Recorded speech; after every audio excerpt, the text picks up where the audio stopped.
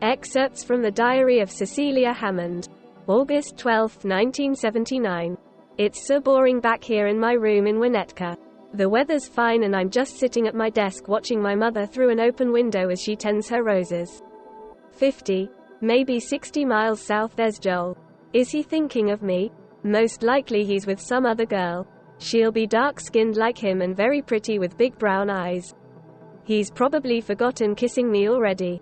But I haven't. I should be telling you all the amazing things I did at literature camp and all the new friends I made, but really all I can think about is last Friday.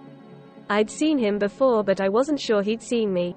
He was tall and lean with frizzy black hair and a lanky, effortless way of moving. Then, as we cleared away the breakfast things, he came and stood next to me. He asked if I'd like to go down to the lake with him, and of course I said yes. We talked all the way down there. We sat on the grass and talked more. The sun was hot and he'd brought a picnic. We talked about books we'd enjoyed at the camp, and ones we'd studied in high school. His were different to mine, but they sounded so interesting. And then, as the sun started to go down, we walked back to the camp. We stopped to look at the view, hills, fields, all very peaceful, and we stood side by side.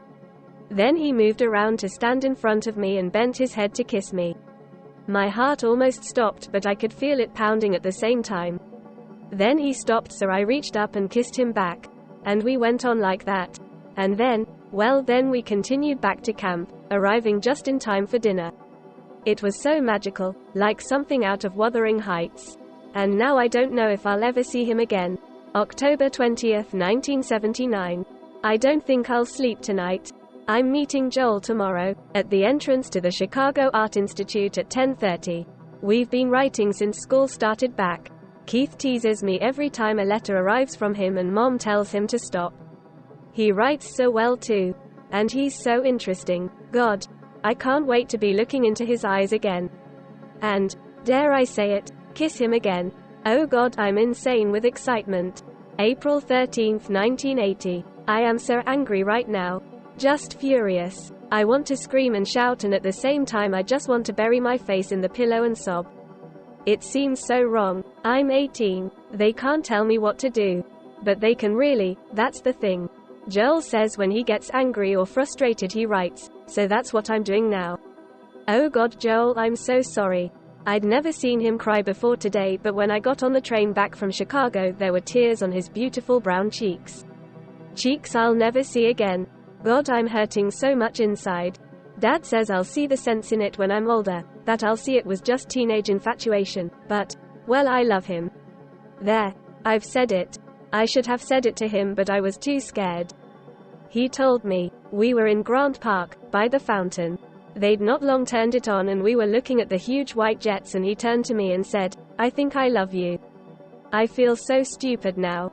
I didn't know what to say. So that's all I said. I don't know what to say.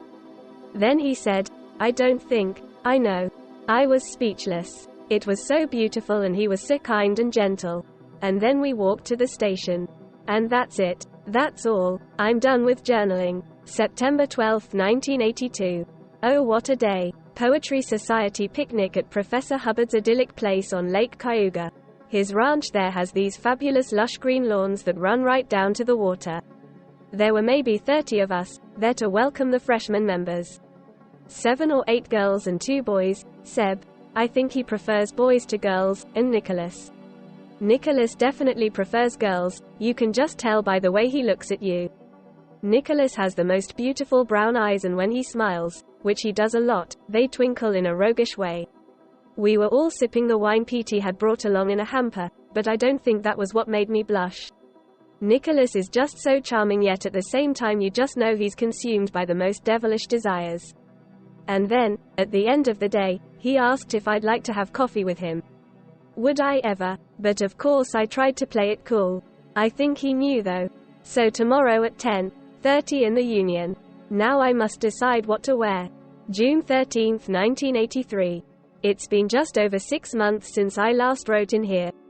Today I finally found the courage to sit Mom down and tell her what happened with Nicholas. Her face. And then she hugged me. She hugged so hard I thought my ribs would break. And then we cried. She understands now. She gets why I couldn't go back after winter break. I couldn't bear the thought of seeing him. I couldn't take the chance. Just to think of him like this makes my stomach churn. Without thinking of what he did. I try not to think about it, try to stop myself reliving it, but it comes back. 4 a.m. is the worst time and I have to hug my pillow and hope no one hears me crying. Thank God it's such a big house. I will go back. I need to go back. I can't let I can't let him take away my dreams. I'll go back in September. September 2nd, 1986. Deep breaths. I keep telling myself, deep breaths. I'm excited, of course, but so scared too. Silly really, because this is what I've always wanted. So at 8 tomorrow I'll walk through the front door of St. Hilda's School for Girls and start my first real job. God. I hope those girls aren't total brats. I do remember what I was like at 15, and now, 10 years later, I'll be on the other side of desk. Mom and Dad sent a good luck card, Keith and Lisa sent one too. My bag is packed and ready for the morning. This is it. May 6, 1993. Disappointment City, as the 9th grade girls would write in an essay. Didn't get the job. Yes, I'm pissed. I've worked so damn hard over the last 6 years. I'm a good teacher. No. I'm an *****ing excellent teacher, even though I can't bring myself to use profanity. But they say they've seen a better candidate. No details though, so unless I want to leave St. Hilda's I'll be teaching under a new department head come September. I just hope they're good, that's all I can say. September 2nd, 1993. So I found out who got my job. Neville Weatherspoon. He's a couple of years older than me and he's English. I'm sure that's what got him the job, his fancy accent. Well, that and a degree in English Lit from Oxford. So he's clever and he knows his stuff, but can he teach? I guess we'll find out. November 3rd, 1997. It's in the Ithaca Journal, so I think I'm safe to write it down here. Weatherspoon got fired today. He'd been having a thing with one of the senior girls. Unbelievable. Or there again, not.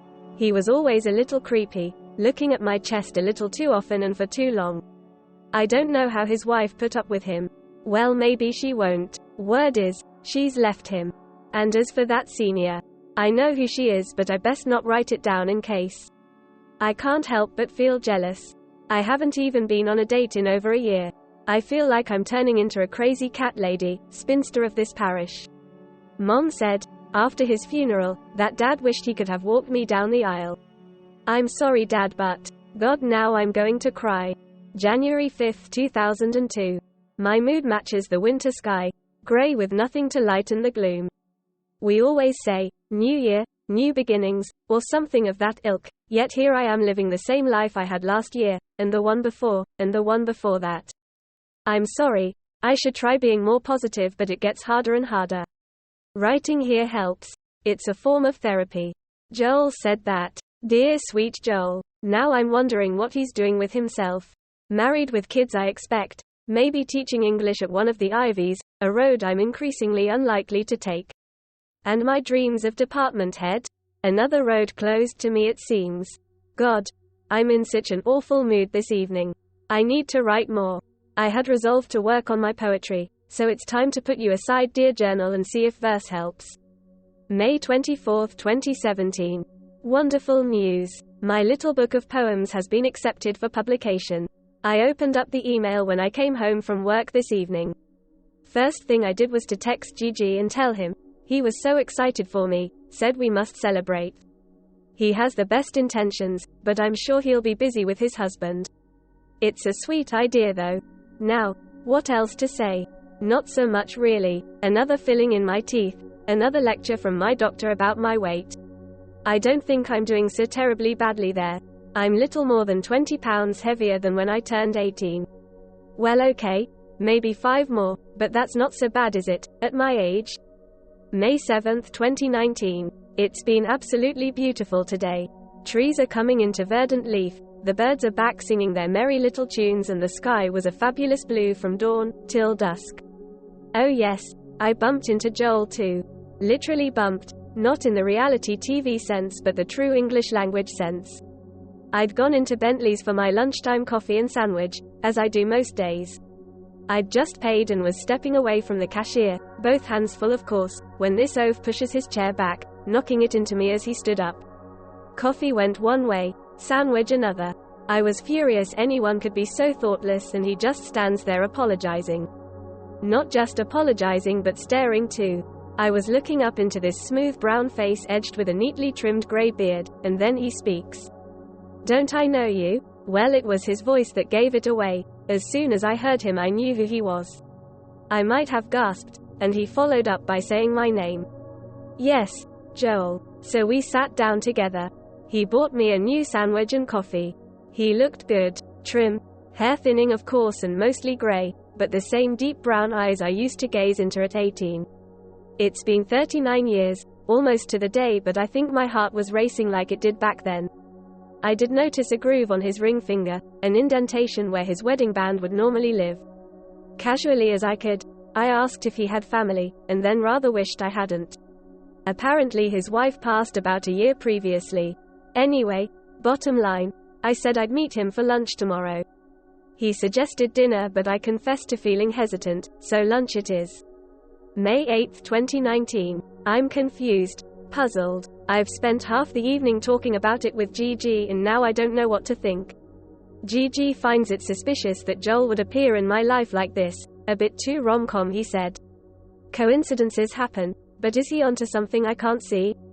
I met Joel, as we agreed, nowhere fancy, just Bentleys, as I had to be back at school in 50 minutes.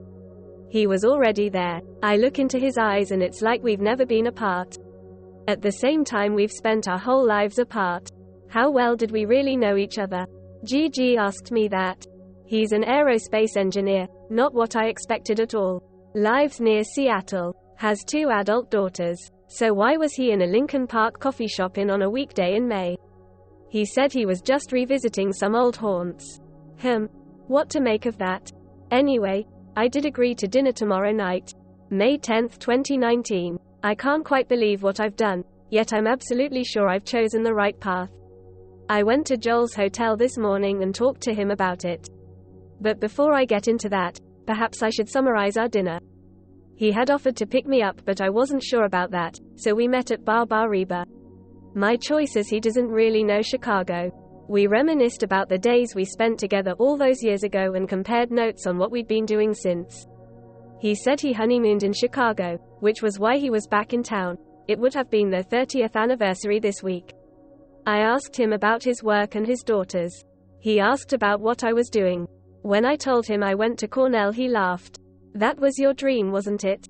And Ivy. I'll admit, I did have a few glasses of wine, so by the end of the evening I started telling him about my book of poetry being published, and that was when I started to get the strangest feeling. Rather than being surprised or impressed, not that it's very impressive, it was as if he already knew about it. Well, it is up on the school website, so as Gigi had wondered, maybe he was Googling me and found that. Then he just staked out the coffee shop. I did ask how he'd come to be in Bentleys and he seemed rather evasive. Then, while he was paying the bill, I started wondering where the evening was going. Lord, I've been on enough dates to know there's usually some kind of invitation. Thankfully though, nothing. Though he did write his email on a napkin for me while I waited for my Uber. So this morning, I should finish last night first. I had the Uber drop me at Gigi's. He'd already poured a glass of wine for me before I stepped into the apartment he and David share. Anyway, I recounted the whole dinner conversation and he just listened. Then he pulled out his laptop and showed me what comes up when you Google my name. Cecilia Hammond isn't that common. I suppose it would have been harder if I'd married, but never mind. Anyway, I had no idea how easy it would be to figure out where I worked. I don't pretend to be tech savvy or use social media, but, well, I was shocked. I left Gigi's with a lot to think about. Was Joel bumping into me really such a coincidence, and if not, what of it? So, a sleepless night ensued. And as the sun came up I knew exactly what I had to do. Just after 7 I was sipping coffee in the lobby of his hotel. My turn to be the one doing the staking out. A little before 8 he came out of the elevator, dressed jeans and an untucked polo shirt, as if he was going for a walk in the park. Or maybe to pick up a coffee. Anyway, I stood up and called his name. His jaw dropped open when he saw me, then he started to smile. Oh, that smile. And then I gave him the napkin he'd written his address on. I don't need this, Joel, I said, trying to keep my voice strong. I don't need you in my life. You're a lovely man, I went on, and I have very fond memories of you, but that's what they are, memories. He just stood and stared. Déjà vu, it seemed to me. If I let you back in, those memories, everything really, will change. I'm sorry. And then I turned and left. He didn't come after me. Oh Lord, what have I done?